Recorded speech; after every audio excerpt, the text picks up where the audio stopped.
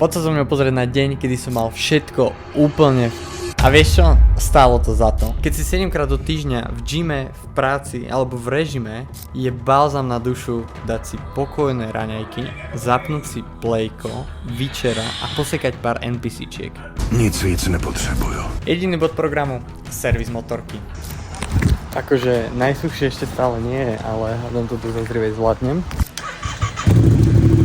Zavolal som kamaráta Ondreja, nie že by sa to nedalo urobiť samému, ale niekto to musel urobiť, kým som kameroval. Motorku sme rozobrali, vypadala takto a reakcia môjho otca bola, že To ešte pôjde.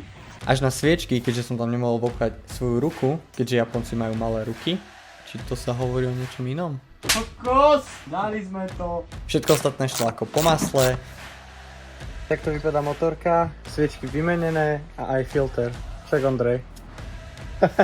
Musíme to vyskúšať, ale hádam je to OK. Sviečky som dal iridiové, prémiové, nech to poriadne hádže iskru. Všetko dotiahnuté na moment, tak ako to má byť. A teraz môže jazdiť jak z fabriky. Takže hej, niekedy nerobiť úplne nič, alebo len to, čo fakt chceš, je tá najlepšia terapia.